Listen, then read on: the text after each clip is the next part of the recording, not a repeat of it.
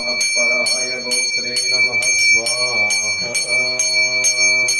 ओम गुरु नमः पराय गोत्रे नमः स्वाहा। ओम गुरु नमः पराय गोत्रे नमः स्वाहा। ओम गुरु नमः पराय गोत्रे नमः स्वाहा।